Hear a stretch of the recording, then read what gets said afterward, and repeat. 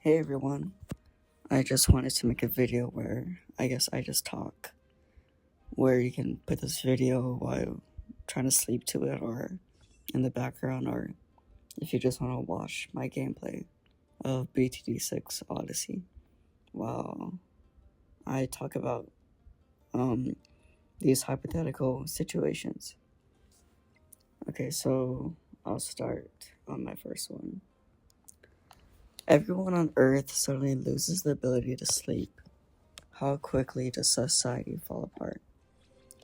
Alright, so here they point out that nobody can fall asleep, of course, and there's no medication or treatment that helps, and everyone feels the effects of sleep deprivation simultaneously.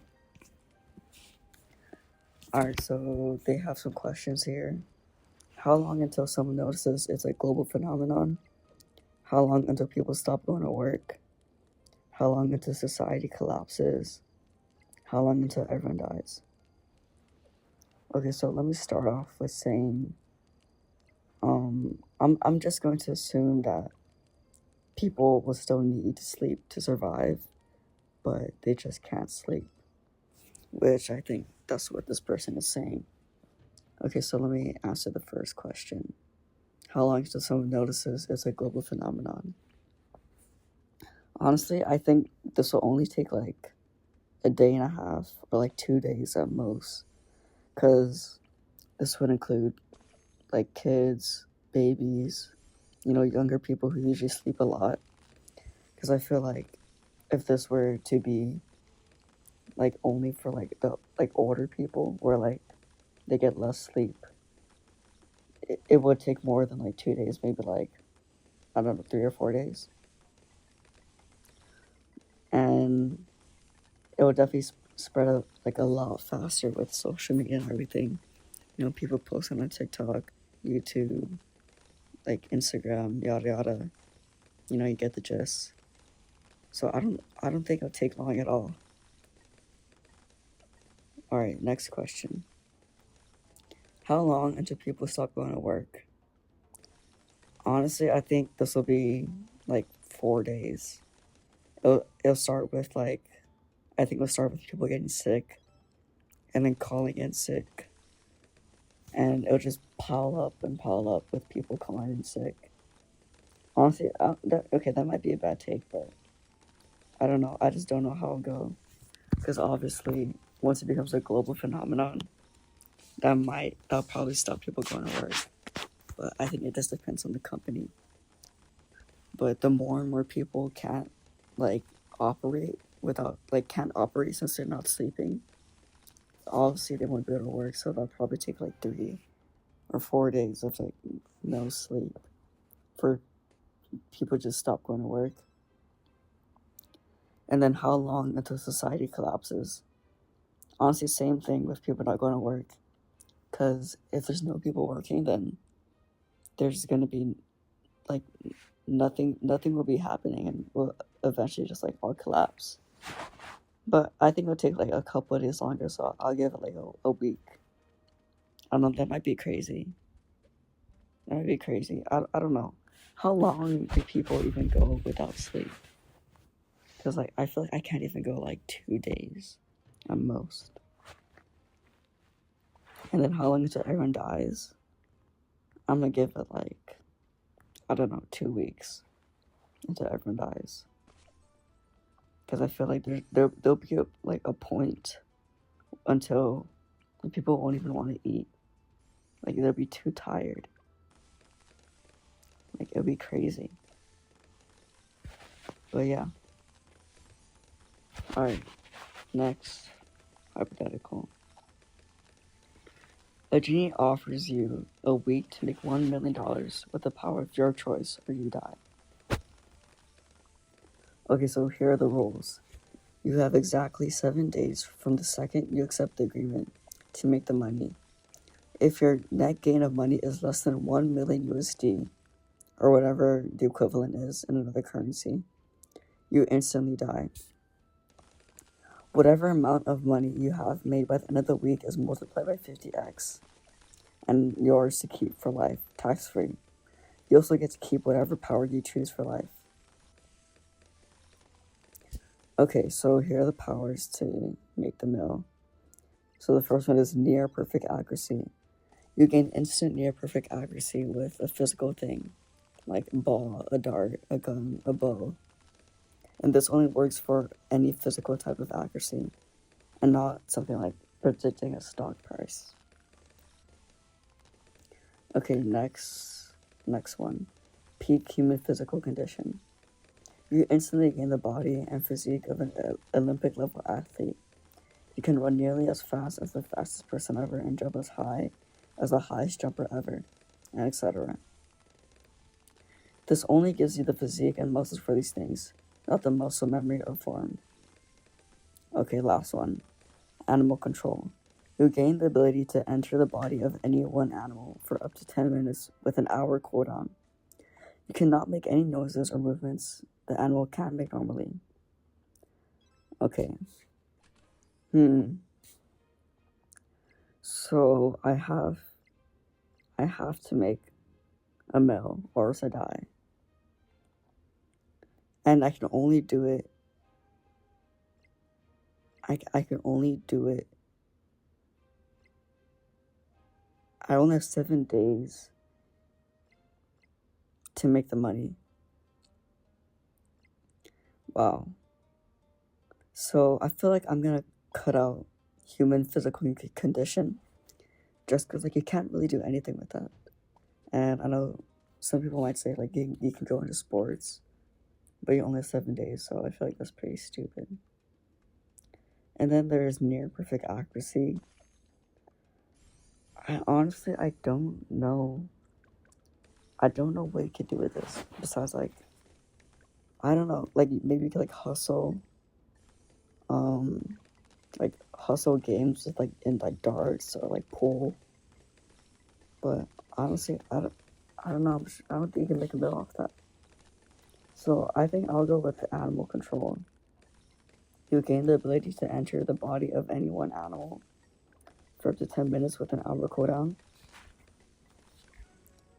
An hour cooldown is a long time, but I feel like if I just like steal something like worth so much, like there's jewelry worth, like watches worth like hundreds of thousands of dollars, and like even like tens of thousands, and like 10 minutes per hour for 7 days.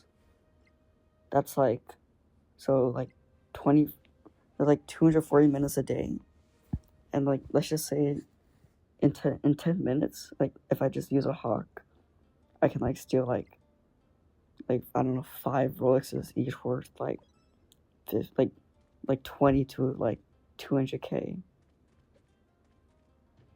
Like I feel like that would be like that's what I would go with, and then I would easily make a mill 50x that shit. You know, I'm set for life. All right, I'll go on to the next hypothetical. Every predicament, every predicament that the main character was expecting in the last movie you saw. Oh, sorry. Every predicament that the main character was experiencing in the last movie you saw. What happened to you? How fucked are you? Alright, what movie did I last watch? Honestly, alright, I don't know, so I'll just skip over that one.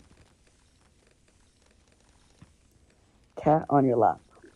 Alright, so here it says, you have a cat on your lap.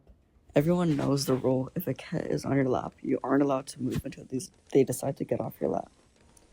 What's the least important thing that will lead you to break the rule? Doing dishes, eating, keeping a toddler from wandering to the streets. Also, what's the least important thing? Honestly, I don't really like cats that much. No, I like cats, but like I'll just like get off to like I don't know, like lay down. Like if I was sitting and it laid on my lap and I get tired of it, I'll like lay down, or like go play R6 or something, or like get up to like honestly damn near anything. It's honestly just a matter of time, not a matter of like what's important. Alright, here's the other side question. How long do you think you would stay if you had no pressing need to move? Alright, same thing I said. It's a matter of time. How long do I think I would stay if I had no pressing need to move? Probably like 30 minutes. And like that's honestly kind of a long time for me. I think 30 minutes tops. Alright, next one. You get the chance to try out up to 10 alternate lives. What will you choose? Okay, so here it says, oh, and they also put no loopholes. Alright, a genie has given you the ability to try out up to 10 alternate lives. The 10 possibilities are based on your regrets of the past, things you didn't do but felt you should have done, paths you never took, dreams you never achieved, things or people you walked away from or stayed with, all the life choices you made. You get exactly 24 hours in each alternate life, like a taster. At the end of 24 hours, you must tell the genie if that's the life you want, or if you want to keep trying out other alternate lives to see if you can do better. Once you turn down an alternate life, you cannot change your mind and return to it. And once you choose an alternate life, there is no going back either. So you must be careful what you choose. If you choose nothing but the 10th alternate life, the choice comes down to either choosing that 10th life or going back to your original life. You will never be given this chance again. How do you ensure you make the right choice? Alright, so let me just start off by saying that honestly, I would not risk. If let's say I'm on like my 5th life and like, I don't know, I'm making like a 6-figure salary, I'm not gonna risk it for like living, like making $1 billion, like having generational wealth for, and like also having the chance to like, I don't know, be in prison or like homeless. Let me just start by saying that I wouldn't risk that. So how would I ensure I make the right choice? So honestly, the goal of this would just be, am I living a better life than I'm living now? Which is honestly I think everyone is thinking about. But I wouldn't want to go like, I wouldn't want to fall into the sunk cost fallacy where like I I've spent so much time, and in this case I've used so much, like, I guess lives I'll put into. Let's say I have 10 lives. If I'm past 5 lives, I might as well go until I have like $1 billion or like streamer levels of wealth, like tens of millions of dollars. Like I wouldn't want to go into that situation. So I would I would just wait, you know, like at least 5 times. Out of those 5 tries, I'll just wait until like I already have a better life than I have now. That's how I would ensure I make the right choice. And if you disagree, then I'm just, I don't know, I can't risk that. It'll be like too scary for me. All right, next one.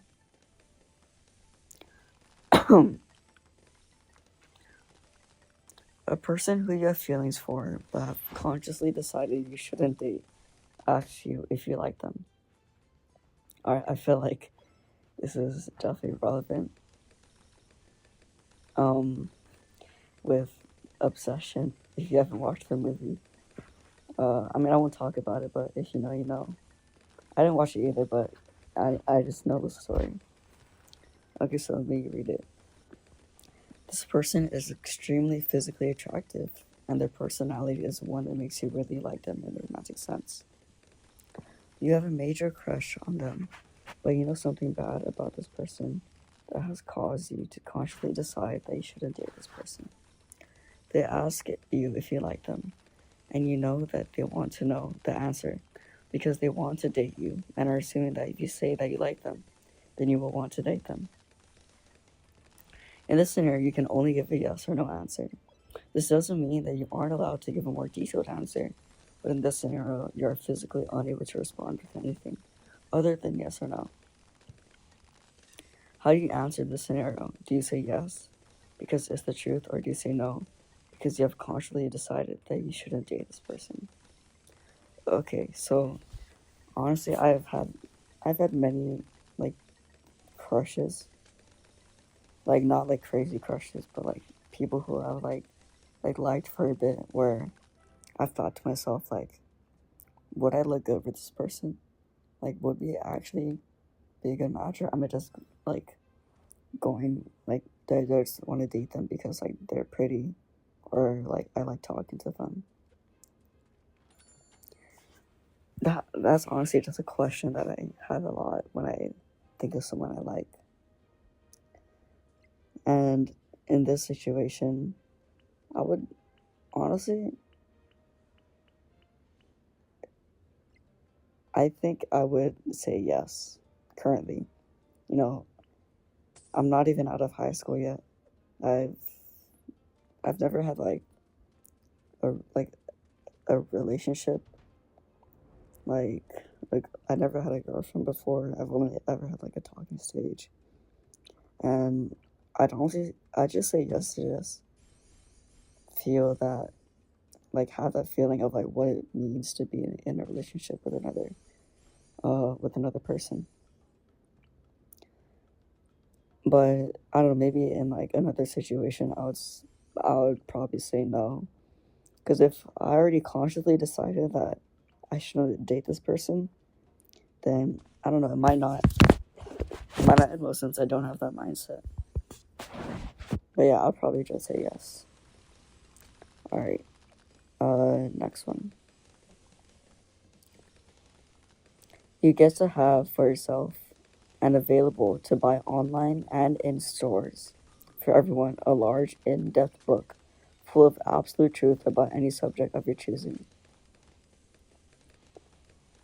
Okay, so here says you can choose to have for yourself and available. Wait. You can choose to have for yourself and available to buy online and in stores a huge in depth book that goes into easy to comprehend deep dives about any subject of your choosing. And nothing in this book will be untrue. And the book is a maximum of 650 pages long. This book will immediately be advertised in stores and online and ensures the maximum outreach to everyone. Magically, it'll be forced into becoming viral upon its release until it naturally dies down. The book will also be available in every language and sold for the equivalent of $99 globally. You can use this hypothetical to give any in-depth knowledge about anything you want to the entire world. And here says, everyone in the world is aware that everyone in the book is true, and no one will read it and believe it is lying.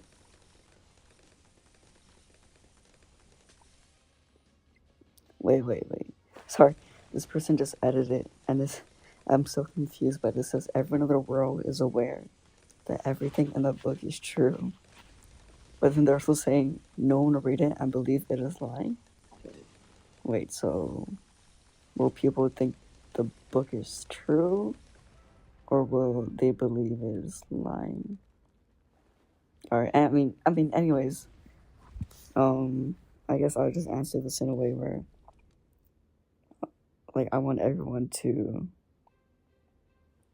learn about this subject. Um, honestly, definitely not one of like the main school subjects like math, science, English, yada yada. But honestly, I probably have to say, I'm saying honestly so many times. It's driving me nuts. I'm gonna have to say though, probably finance. Just because, like, knowing how money works, knowing how to use money, knowing how to make money, knowing how to be successful is something like everyone, or like everyone should learn how to do, because that's like the whole goal in life. Or I wouldn't go that far, but like the goal is to end up being successful. Like every middle schooler, high schooler, like when they ask what you want to be when you grow up, like one in three students are gonna say, "Oh, I want to be successful," and making a lot of money has a part in being successful. So I'll probably say finance. All right, next one. You gain the ability to explore your past. Okay, you suddenly gain the ability to go back in time to any point in your life. However, when you come back to the present, you are transported back to the current timeline as if nothing had happened except for your memories of the experience. You can use this ability at will and go back as far as you want. However, you can only go forward the traditional way. So if you want to relive a night from 20 years ago, you have to live through the following 2 decades before you get back to the present. How would you use this power? For clarification, you are in the past. You can interact with the world as you wish, see how it reacts. Things only go back to the way they are when you get back to the present. Alright, so I would use this power. I honestly, I wouldn't. Oh my god. For the rest of this, I'm not gonna say honestly. I'm gonna stop myself from saying honestly. I just say too much. I would go about this by. Let me just start off by saying I wouldn't change anything from like more than 3 years ago. Just because I wouldn't want to relive that. And honestly, my life is good right now. I don't know there's no major thing that I would want to change. Besides, like, I don't know, like tell my dad to invest in Bitcoin or something. But I feel like that's like a common answer everyone has. But I would only use this in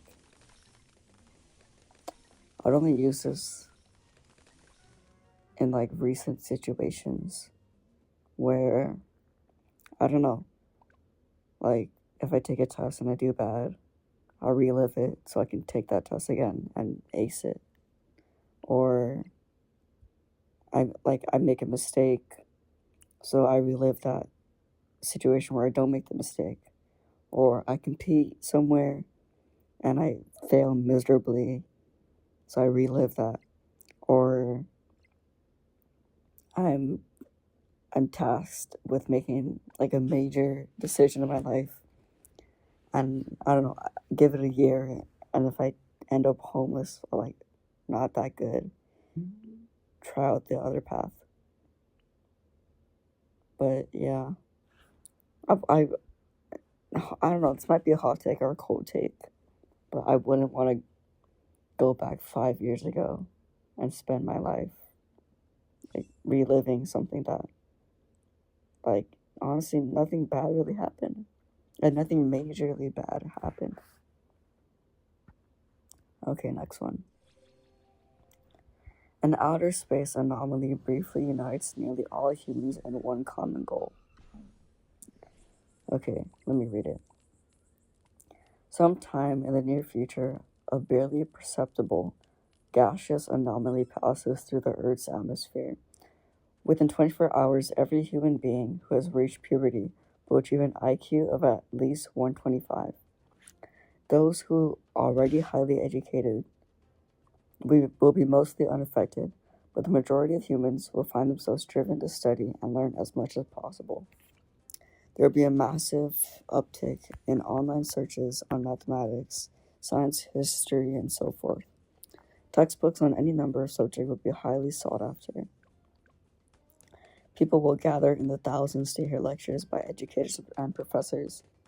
Then 90 days after the anomaly first appeared, the effects will wear off. People will still retain whatever knowledge they learned, but the unseen drive to educate themselves no longer be there. What sort of long-term effect do you think an event like that will have on humanity? Okay, so they're saying here everyone would just want to learn, like learn and learn and learn for 90 days straight. And then after that, it'll be back to normal. But they still have the knowledge. So let me just state the obvious here. The basic, or like the base IQ would definitely rise. The base knowledge of anything will rise. Trivia, game shows, honestly, they might not continue. They might not continue, or they might be like genius level or like college level questions. And it'll overall have a positive effect, of course. And we'll probably, I don't know if we will for sure, but we will probably make some sort of like advancement in society. I don't know, like the new iPhone or like a new like iPhone like innovation like esque type of thing. Because if everyone like just became automatically like smart, there would be like someone in that bunch who will innovate on something, create something new, and become like the new billionaire or like the new like evil, you know, like how people call these like tech or like billionaires like evil, the new evil billionaire, blah blah blah. But it'll overall have a long term like positive long term effect. I don't see a way how it could be positive. I mean negative. But I don't know if you want to explain. Just put in the comments, please. Uh, I don't want to beg. I don't know. If you have a different take on that, just let me know. Or if you're already sleeping, then oh well. All right. Next one. 50 cents for every step you walk, or 50,000 for every day you walk, at least 25,000 steps. An essentially billionaire makes you an offer. They gave you two choices. Alright, so like we just said, right here they put 4 or 5 miles will be worth $5,000, and that would be about 10,000 steps a day. And then they also put 10 to 11 miles. Okay, so 25,000 steps or 10 to 11 miles, you would get 50,000. However, you only earn money if you meet or surpass that threshold. If you only walk 24,999 steps, you get no money. In both cases, the money is deposited into your account, tax-free, at the end of the day. Once you make a decision, you cannot switch. The steps are tracked by a special Fitbit that sends the data directly to the billionaire. It will not let you edit step totals and will not track steps if worn by another person. What's your pleasure? I mean, I feel like there's no other better answer than 50 cents for every step taken. You know, there's no maximum amount of money you can make. And I know 25,000 steps for 50K. Like 25,000 steps is already a hell of a lot of money. And that's for 10 to 11 miles. And for the first option, the 50 cents, 45 miles is 5,000 for 10,000 steps. I know that's like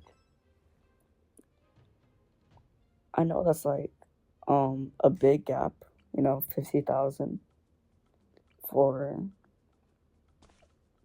$5,000 for think about it, like 10 miles is 50,000 and half of that 5 miles would be 5,000. But the thing is, there's no threshold for the first option. But at the same time, walking more than 25,000 steps is absurd. Because even if you take 25,000 steps, that'll only be like $15,000 for the first option. Now that I think about it, it's not obvious. You'd probably have to make to even meet that 50,000, you would have to I don't even know, 100,000 steps at least.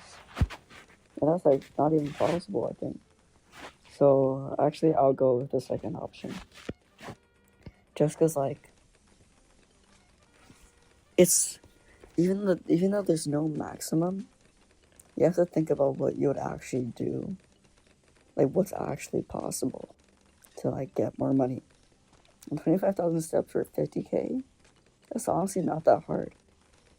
Like it's hard, but it's not that hard. It's easier than walking like 78,000 steps for like 50K. So yeah, I'll go with 50K for 25,000 steps a day. Okay, next one. All right, it's a who do you save? All right, so we're on an island with a volcano. All right, so first one, Jake, a 9-year-old boy. He has rare genetic condition that means he has a life expectancy of 18. Lisa, a 48-year-old woman. She's the leading expert on cancer research. Martin, a 59-year-old billionaire. He will give $1 billion if you save him. Claire, a 34-year-old single mother of 2 young children who are not on the island. Chris, an 18-year-old man who had just been accepted. Oh my god. Sorry, this person spelled accepted wrong. They spelled it EXCEBTED. I'm sorry. That just threw me off. An 18-year-old man who has just been accepted into Oxford University to study physics despite coming from a very disadvantaged background. And then yourself. You can give up your spot to save an extra person if you wish. Okay, so I mean, I'm gonna just be real here. I'm saving myself. I'm saving myself because I want to save the billionaire. I'm sorry. I'm not like I'm not some like philanthropist. I don't know if someone's watching this, if you'll hate me, or if you're even listening if you're already sleeping or something. But honestly, I'm gonna be real here. I'm saving myself. I'm saving the billionaire. I'm getting that billion. But to make up for being so selfish, I would probably donate at least like 20 million. No, probably more, like at least 100 million. Because $900 million, I'll make a business, and with 900 million, I'll probably make it successful. Generational wealth, retire like all my immediate family. Like, I don't need $1 billion. Like, I don't even know what I would spend with that. Like, I'm not a needy person. I don't need a lot.